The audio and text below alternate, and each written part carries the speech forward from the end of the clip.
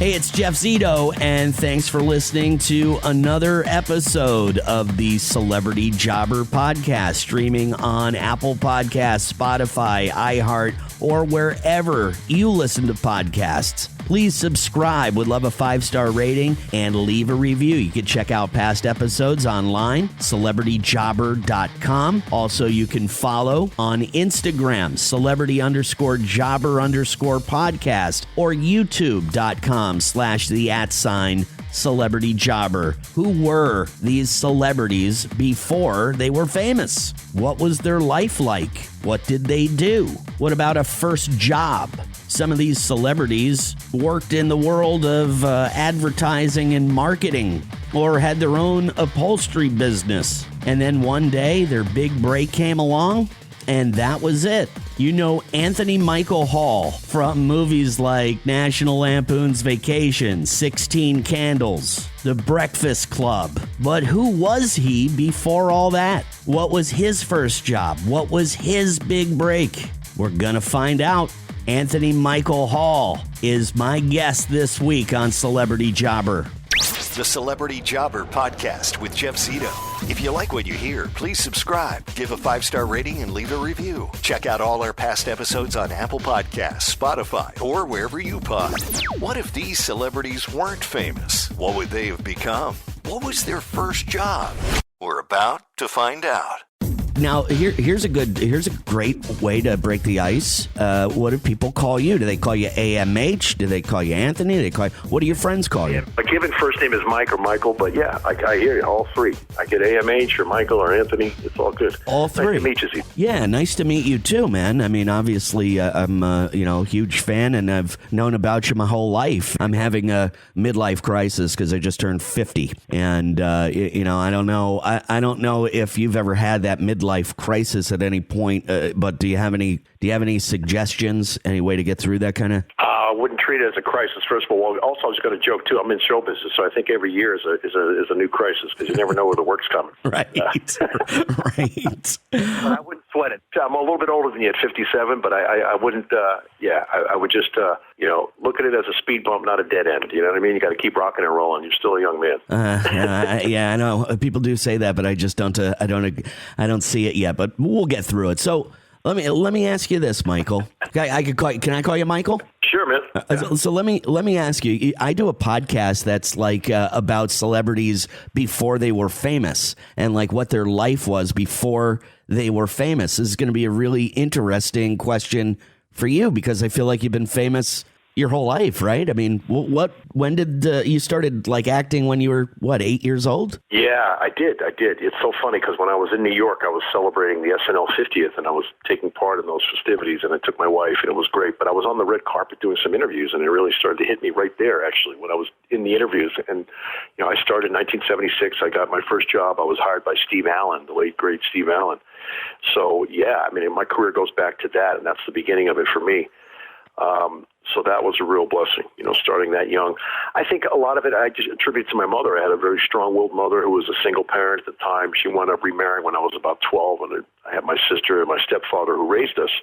But my mother was also an artist. She was a singer and, raised me, singing for my supper, literally, because she was a jazz and blues singer. So, coming from a creative family, when you asked me that question, my life before that was just growing up in New York City, but I was really exposed because of my mother's life and career to a lot as a result of that. So, I studied the arts. I did everything from taking karate to studying drawing at the Art Students League to taking, music lessons and playing drums. All kinds of things that I did as a kid that were really helpful and helped me build a foundation for a life in the arts. Your very first paying gig was being a young Steve Allen in a movie. That was like, because a lot of people's first jobs are, newspaper delivery boy or a babysitter. Yours was in the business as an actor. Yeah, exactly. And that was really fortunate for that reason, so absolutely. I was doing a play with Summer Stock with Steve Allen. I was such a little kid, and then from there I did commercials, and it led to, the film and TV work that I got as a young teenager. But at that point, I'd already been in the business for 7 or 8 years. So yeah, I've had a long career. So I thank God for that. So when you cut to Roswell Delirium, it was an amazing experience because here I am 40-something years later, and I'm a producer on the project. But it was great to see these kids. They came to work so prepared. They were so refreshing. That they were so committed to do a good job, and they were really prepared. But also just to see their joy at work, to see them having fun with what they were doing, and to see the light in their eyes, at the beginning of their careers. So I could certainly relate to that. And it was wonderful to see, to see them doing a great job. So when you're talking about what you're doing right now, which is Roswell Delirium, and do you have other jobs within, not just being an actor, but is there other things that you do in this film? Like, did you mention directing it? No. I produced this film, and I produced it with the filmmaker, who's a writer-director named Rick Bakewell. So it's both of our companies that came together, and my company is Manhattan Films, and Rick's is Light Force Pictures. So we joined forces, and we made this project, and we shot in L.A. a couple of years ago, and we just got this great cast. So we have a lot of really wonderful performances from some really great known actors, too, like Dee Wallace Stone and Sam Jones, Lisa Whelchel, Reginald Vell Johnson. So a lot of really great people came in supporting roles to flesh out our cast. But primarily it's a bunch of young child actors that did a beautiful job, and if anything, they were reminding us all on set, to kind of be prepared and to have fun at work. And it was great to see that from their perspective as they went to work and did the film. Celebrity Jobber. The Celebrity Jobber Podcast with Jeff Zito. And over time, do you just pick up, like, you're in the biz, you're in all these films, you're in these commercials, but like over time and your career has progressed to where it is now, you're doing Roswell Delirium, which, by the way, is on Amazon Prime right now. Do you figure out these other skills of being a producer, I don't know what all, you see at the very end of a film, it's like key grip, best boy. I have no idea what all these little things are, but do you pick it up over time? But there's just things that you learn on the job. So yeah, absolutely. I mean, that's one of the things you do learn is when you're a working actor, you come on set and you see everybody doing all these different jobs. And so to have that sort of healthy respect for all those technical abilities and those technicians is really important, so there's a lot. So producing is something, I've worked with a number of producers over many decades. So, I had a lot of training on the job, which is the most beneficial, I feel, and that served me well in this situation too, where I was going to work and producing my company's second film, so. Great experience. What is your favorite outside of acting and being in front of the camera? Is there another part of the business that you really enjoy? Well, okay, you're going to say business. Yeah, I was going to say my family, because I've become a family man here later in life. So I'm happily married. I have a beautiful wife, and we have a son. I have a 2-year-old, believe me or not, at this age. Right on. And loving that aspect of it. I do. Yeah, our son he'll be 2 next month. So to see my life from a new perspective and through my son's eyes is so beautiful, as all parents will, I'm sure, can attest to. You just get fresh eyes, and it gives you a fresh perspective on life and what to appreciate and what matters, But in terms of what I like to do, producing is great, and I also want to get behind the camera and start directing. So I have a bunch of projects that we're developing at Manhattan Films, and I have partners, and we're raising funds and, full steam ahead in terms of building out the company. So that's the goal, so because I want to be able to produce stuff and co-produce things and also direct some films and projects and hopefully give other people opportunities down the line. So that's a good aspiration and worth working towards. Celebrity Jobber. The Celebrity Jobber Podcast with Jeff Zito. What do you think it was that really helped you? I mean, you've worked in the business for a long time and being persistent, but and I could guess, but I want you to tell me, was there a particular role? There was a situation, a big break, if you will, that really put you, you were the youngest cast member on Saturday Night Live. You didn't just get that by accident. What do you think it was? No, it's a good question. I think working with John Hughes, when I did Vacation, it was interesting because John Hughes wrote National Lampoon's Vacation, but I did not meet him on that film. It was directed by Harold Ramis, who was, I often think of that. I guess it's Isaac Newton who said that we're all standing on the shoulders of giants. At some point, in my life, it was those giants were Steve Allen, they were Harold Ramis, John Hughes, Matty Simmons, the founder of National Lampoon, people that saw something in me as a kid that gave me an opportunity to be myself, and as a kid, I was a kind of a funny kid, and they saw something in me, which I'm so grateful for, and that spawned a career. So the idea of returning that favor or paying it back and helping others is primary to me. It's important. So not only my own creative aspirations, but the idea of building a company to help others is really, important to me. And you just mentioned that, you were a pretty funny kid. And I'm glad you said that, because with being the youngest cast member on Saturday Night Live at 17 years old, and then, Rusty Griswold, I believe you were 13 years old, and you delivered the line, though. The thing that's so great about you when you were that age is you're not expecting a little kid to be like funny like this. So where did you get your sense of humor, and was that role like you? Well, this is funny because this goes into my own biography. Like, I'll tell you the truth. When I was a kid, it's like that old Eddie Murphy movie in the 80s, Raw, where they had that opening sequence, and you see it, they had a child actor playing him, and he was doing shows for the family. I mean, that was me. Even though I didn't ultimately become a comic, as a kid, I was one of those kids doing shows for the family, So I would get up and imitate my aunts and uncles and whoever the hell else it was. And it was, if I was at a funeral, or if it might have been a wedding or at somebody's house, it was always a relative's house, if not my grandparents' house. So that is really how it started for me, kind of being a hammy little kid that wanted to make people laugh. And I think that's what John Hughes saw in me, and also Maddie Simmons and Harold Ramis and those guys. So I think I had a sense of kind of fearlessness, maybe because I loved to make people laugh, and it was fun for me and very natural.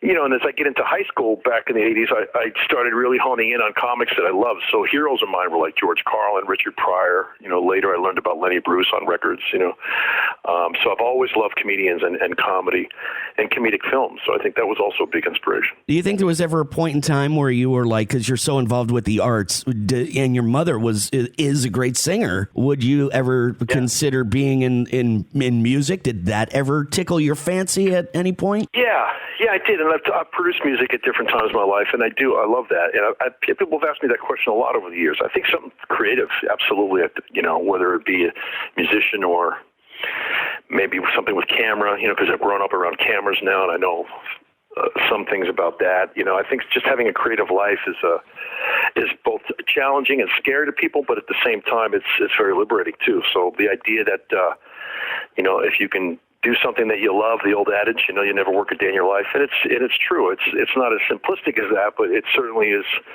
the grounds for something. That if you pursue something with passion that you love, it won't feel like work. And so I just feel grateful and thankful to God that I've had such a long career, and it's endured over these decades.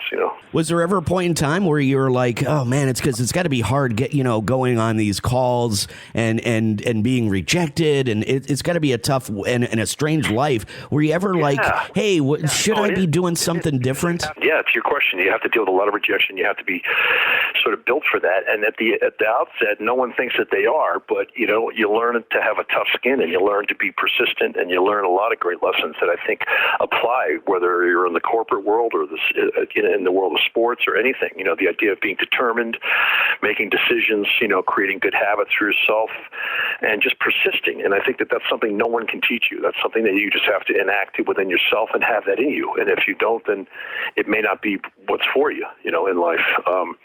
But those are things that taught me well, so I'm grateful. I bet. But again, I think over time I've thought that this is the gift in itself, is to have the longevity and to be still doing it. I'm grateful to God. The Celebrity Jobber Podcast with Jeff Zito. Celebrity Jobber. I would definitely see you being a stand-up comedian. I could see you transitioning into that world. Do you ever think about that? No, I mean, not really. Not really. I mean, that's a hard life. It's challenging, but I do respect and have a lot of love for people that do that. I've been, it's funny because, you just mentioned that stand-up, but when I was at the SNL 50th, Bill Burr came up to me. We were chatting, and it led to, we struck up a bit of a friendship. So we've been in talks, and he has a film he wants me to do later this year with him. So I'll probably make that film with Bill. But, look, that's a real lifestyle, a commitment too. You got to greatly respect comics because, again, there's no leg to stand on there. You're going up there with your wits and your brain, and again, that sense of determination to kind of put yourself out there, and it takes a lot. Not everybody's built for that, Don't talk politics with Bill Burr. I don't think you guys would get along. Yeah, let's just not talk politics, period. Look, man, it was a pleasure. And I urge everybody to go to Amazon Prime and check out the latest, which is it's called Roswell Delirium. And Anthony Michael Hall, AMH, Michael.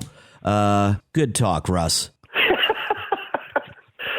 Good talk. talking with you, man. I appreciate the time, and thank you for supporting the picture. Really appreciate it, man. Take care of yourself. Thanks, man. Born Michael Anthony Thomas Charles Hall. Wow, that's a lot of names. He kind of flipped the Anthony and the Michael around because I guess there was already a Michael Hall in show business. He's from Boston, the only child of a blues jazz singer. Her name was Mercedes Hall, and she got divorced from Michael's father, Larry, who owned an auto body shop like when he was 6 months old. So when he was a very young man, they relocated to the West Coast where his mom found work as a singer. And I think it was a year and a half later, they eventually moved back to the East Coast and New York City. That's where he grew up. But he was in show business from the time he was a kid. And his mom actually managed him. He was acting at the age of 8 years old when a lot of kids, their first job was, maybe working in a restaurant or delivering newspapers or babysitting, something like that. His very first gig was as the young Steve Allen in a semi-autobiographical play called The Wake. And he also did some commercials around that time. He was the Honeycomb cereal kid. He was in some commercials for toys and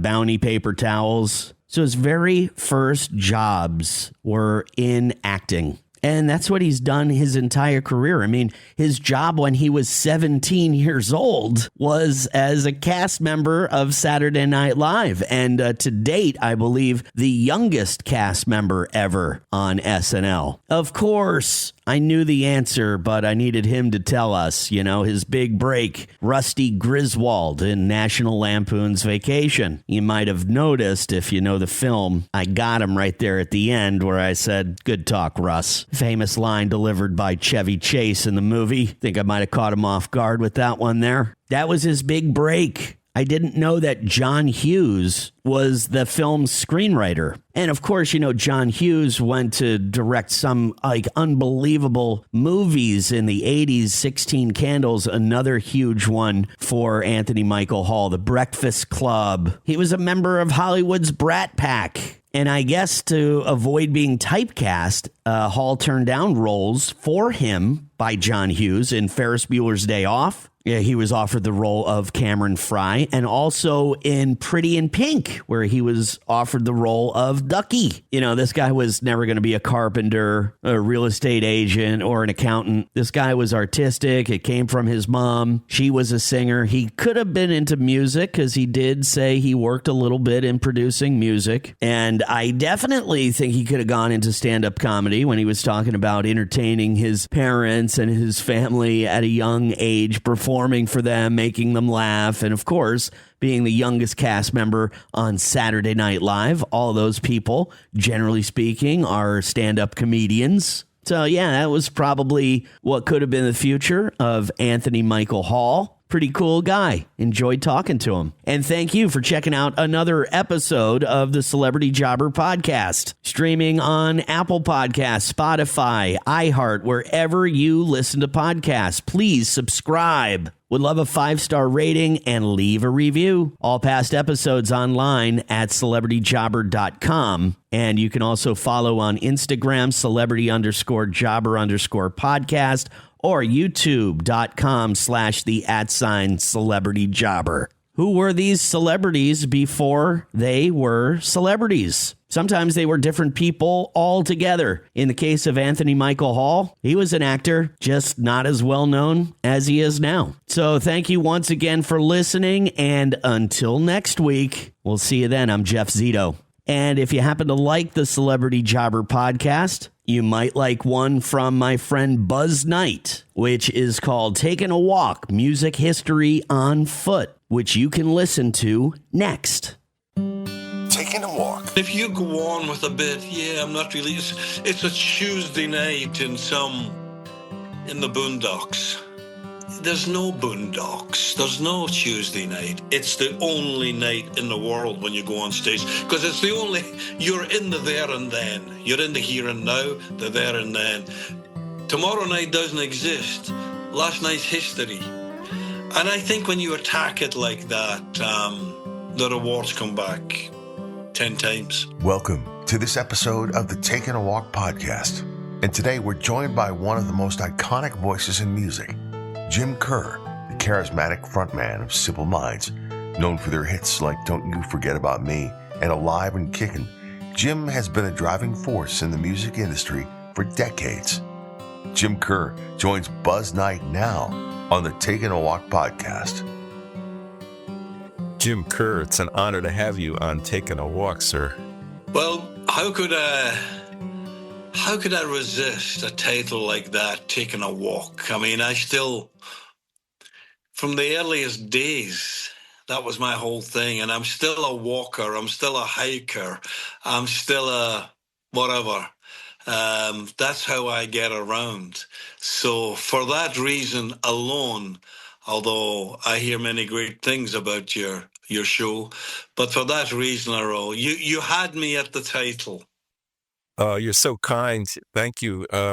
So since it's called Taking a Walk, though, I do have to ask you this devilish question of mine that I do start out the podcast with. If you could take a walk with somebody, living or dead, who would that be, and where would you take a walk with them? Oh, wow. God, that is a devilish question. You're absolutely right, for all the obvious reasons. Right now, I'd love to take a walk with my old dad, that's for sure. He's no longer here, but he was a walker. And he and I were very fortunate. We got the chance, especially once my band got successful. I was able to take him with me on quite a few trips.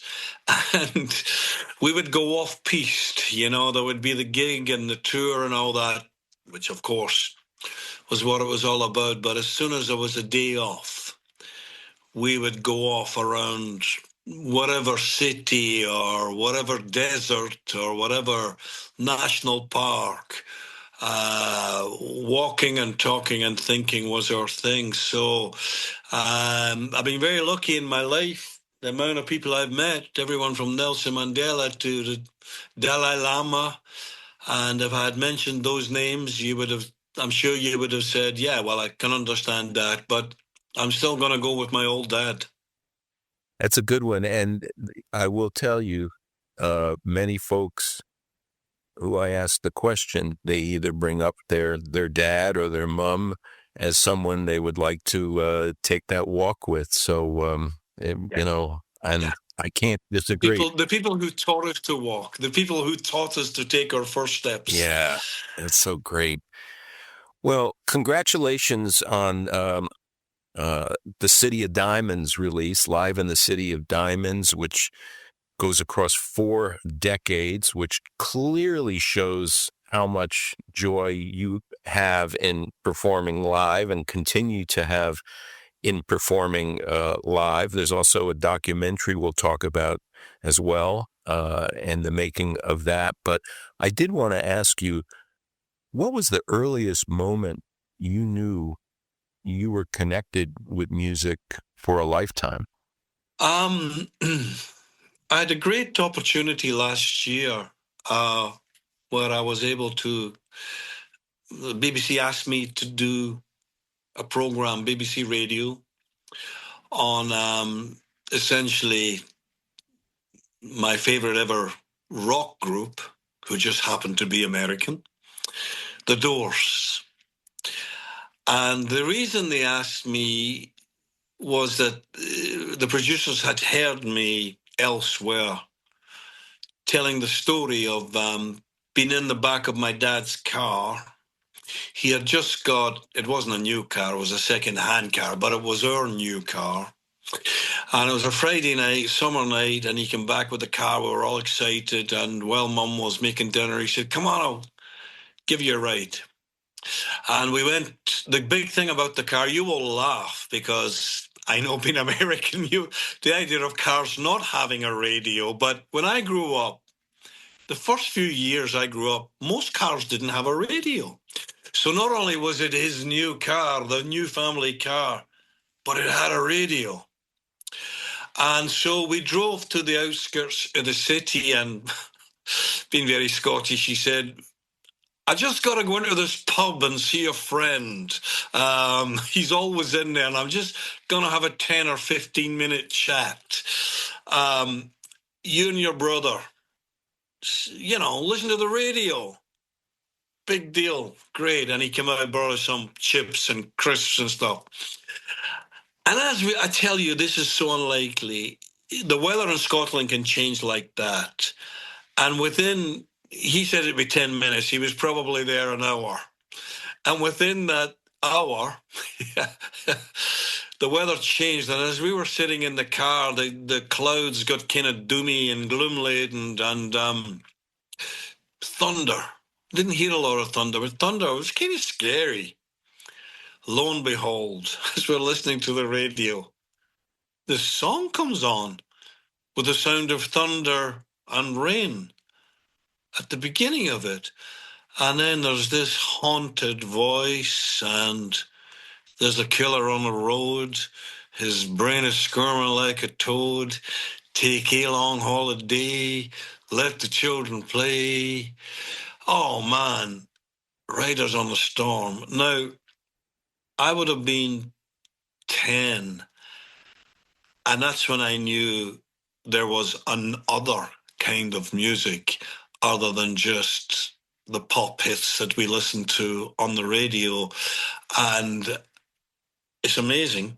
A couple of days later, driving in the same car my dad, it came on. I said, I love this song. And my dad said, that's a great song.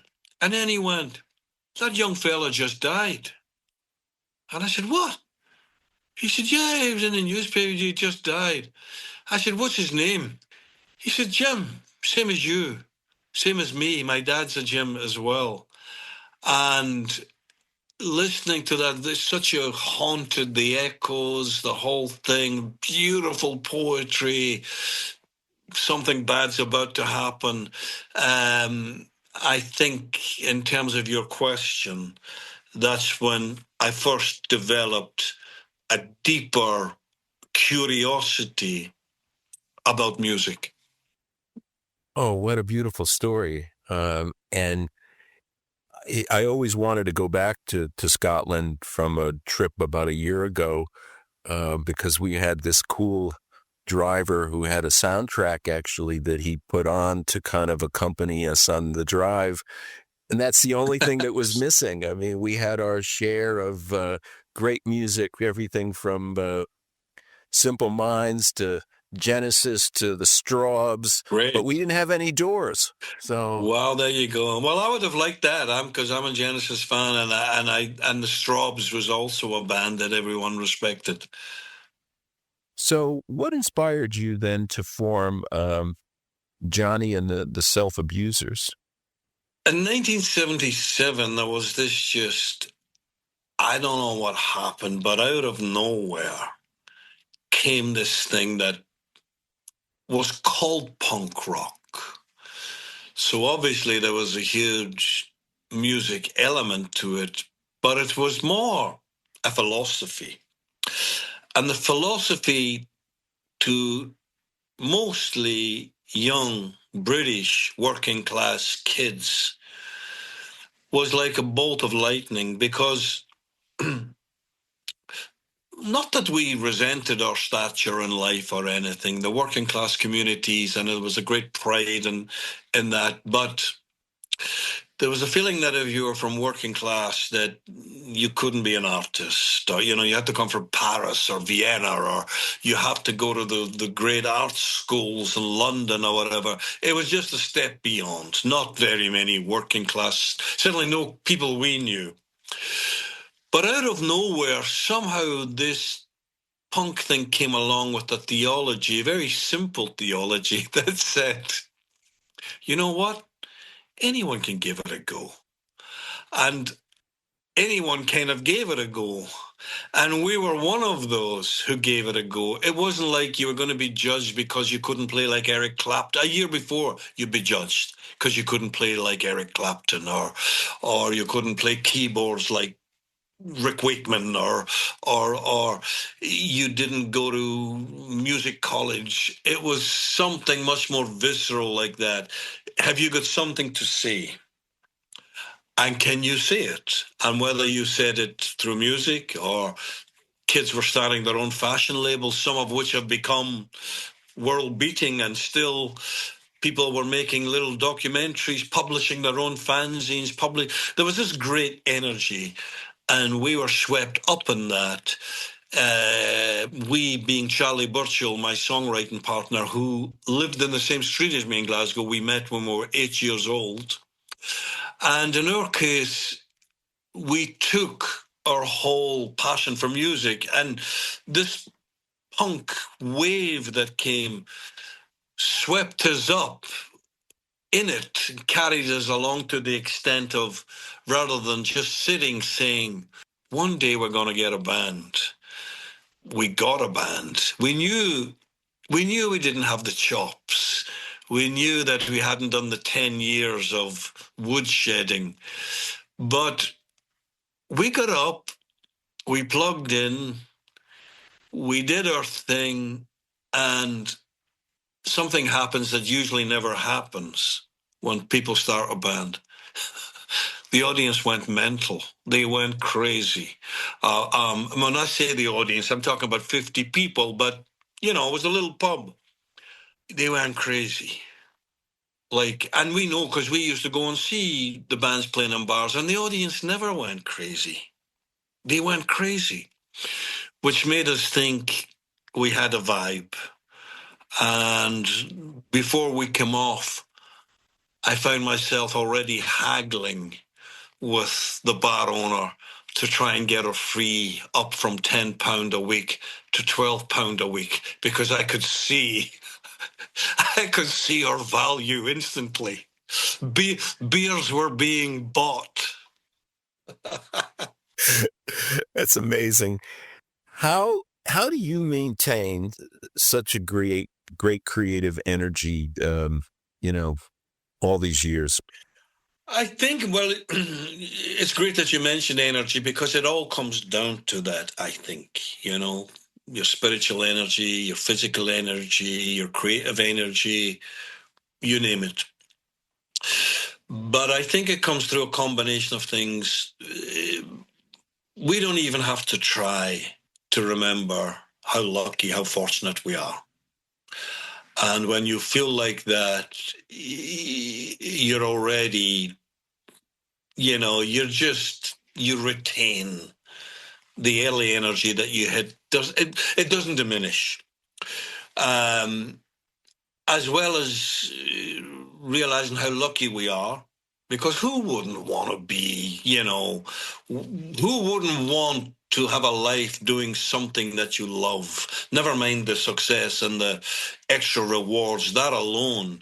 So the great fortune in because the amount of people that start bands and want to be musicians and want to, we're in the 0.0.0.1%. So we're incredibly fortunate, but along with that, and to an equal amount, there's a fantastic sense of purpose, especially when you're touring, because, well, what do? You turn up in a town and you go out that night, and it's always at the end of the night, although actually I quite like watching the audience coming in as well. They come in and they have a certain kind of energy because they've been excited and the gig's there, and maybe they haven't seen you for a long time, maybe never seen you at all. They're going to a show. They're going to forget their problems of the day. But if you can go on and you can deliver beyond the odds to the extent that, they come in with a spring in their feet, but by the end of the night, they're actually physically jumping up and down, regardless of their age, holding each other, hugging each other. Some transformation has happened in that. Let's face it, a lot of these venues are pretty cold, dank places when there's no people in them. Something beautiful has happened. And at the end of the night, you get the chance to take 20 seconds and see what you've done. It's a fantastic sense of purpose. And so I don't know how other people look at it or think about it, but those things alone have helped us maintain the approach and the energy that I'm glad that you may notice. Isn't it amazing, though, how a constant among so many things is when one leads with gratitude as well? I mean, you know, people ask for advice. Quite often in interviews, people will say, what piece of advice would you? I mean, I tell you what we found, gratitude, and it's not easy. Nothing's easy, but we found out this. When you attack things with 100%, but also with gratitude, with love, in our story, the doors did actually open easier than we thought. Now, whether that's, this karmic thing of just energy that you give off attracts a certain kind of energy as well. People say that. I tend to believe it because it's the story. I mean, if you go on tour you go on tour and you think it's all about you. It's not about you. That's the last thing. If you all about you, stay at home, play in your garage. People say, well, I don't want to play those songs. I'm out. Well, stay in your garage and do that. You're going out to be of service.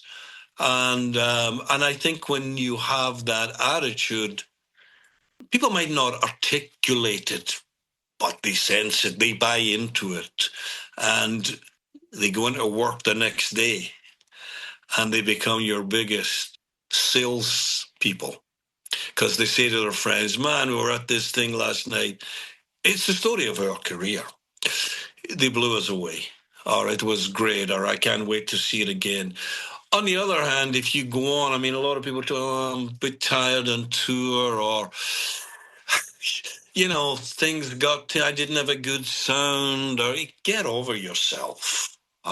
Just get over yourself. Someone has invested so much to come and see you, and I'm not even, it goes without saying they've invested financially, but they've invested emotionally, their time.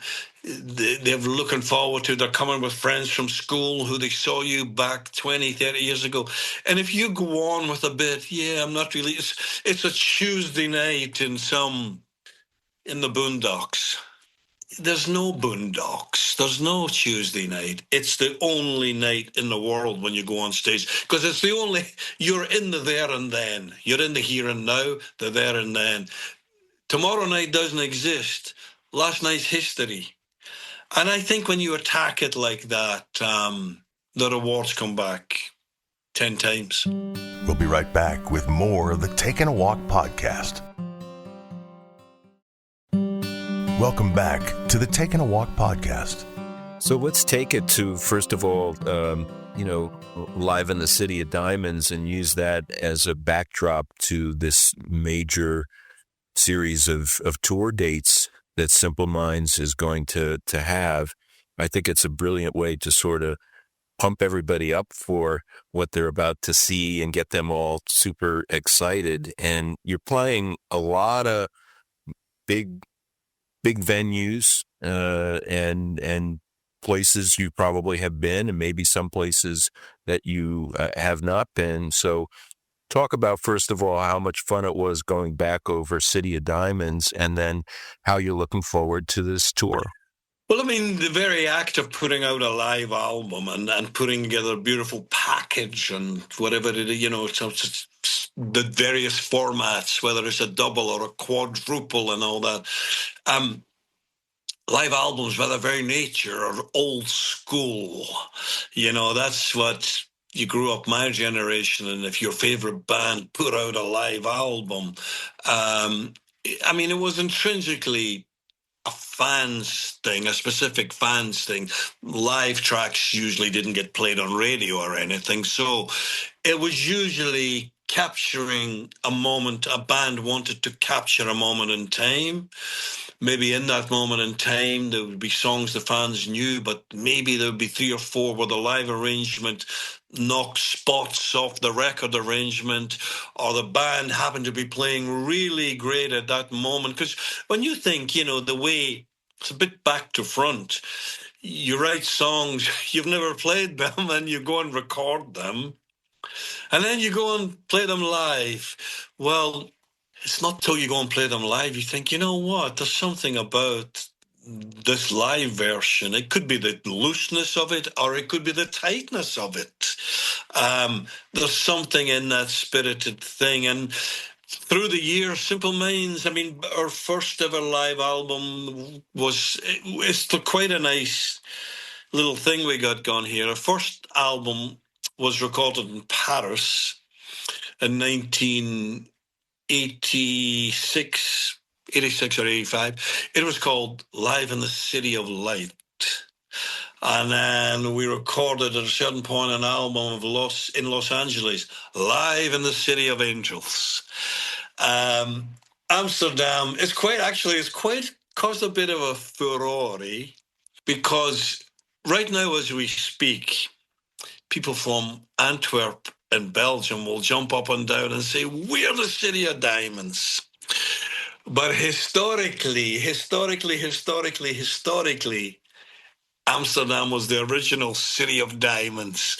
So that's not why we recorded there. We recorded there because of all the great places and of all the great audiences. They just happen to have this amazing venue there, which is purpose-built. It's purpose-built for music. Not many venues are. So the logic there is quite easy to understand. But there's also a fantastic crowd, and the band, we have a heck of a popularity for some reason in Holland. So all of that. But yeah, it was a moment in time. And in this world where, since our career, things have come and gone, and the changes that we've seen, mostly based on technology, society's changed everything. The one thing I'm glad that has not changed for Simple Minds is playing live. We use technical tools, but essentially you turn up in town, you get up on stage that night, and you put the band together, and you try to catch some lightning in a bottle. And that's what the live records attempt to do. They try and capture a moment. And they pump people up to go out to see you all over the world, right? Yeah. There you go. Yeah, they go. That's a great live band, which is still something to be. That's right. Yeah. Well, in closing, I wanted to ask if you could take us back to June 27th, 2008, the performance there for Nelson Mandela's 90th birthday party. What was that experience like? We've been, as I say, very fortunate. We've been able to play some amazing gigs, and especially when you play Wembley Stadium, or, even back in the day, to turn up playing at Live Aid, JFK Stadium. But to play at these concerts, the first one, which was calling for the release of Nelson Mandela. The political situation in South Africa things were on the move. But certainly our government was dragging its feet.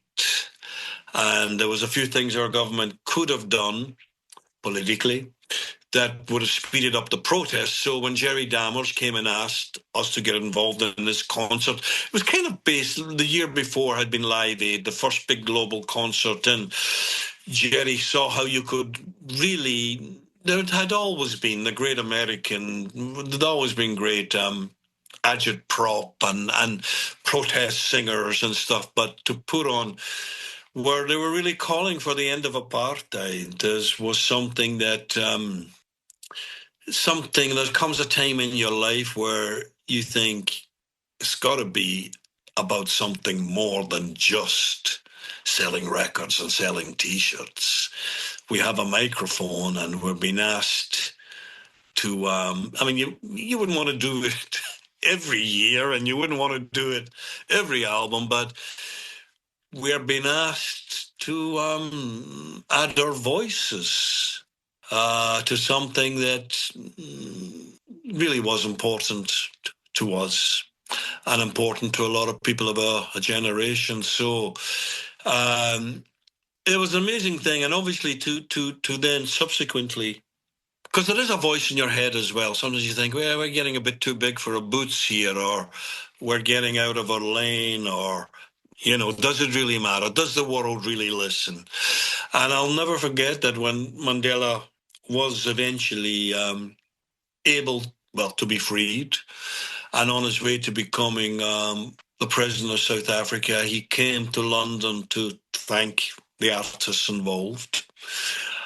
And he said, when there was no voice allowed, somehow we always could hear the voice of the artists, the poets, the filmmakers, the documentary makers, the writers, the journalists. And he said that gave us the very oxygen we needed to continue. So it was an amazing experience. Mr. Kerr, Mr. James Kerr, I absolutely love speaking with you. I feel like we were just almost, like we were at one of the pubs there in Glasgow, just hanging out and having a conversation. I appreciate everything you continue to give us and that Simple Minds continues to give us. And thank you, sir, for being on Taking a Walk. I thank you. I enjoyed every minute talking to you. All the best. Thanks for listening to this episode of the Taking a Walk podcast. Share this and other episodes with your friends and follow us so you never miss an episode. Taking a Walk is available on the iHeartRadio app, Apple Podcasts, and wherever you get your podcasts.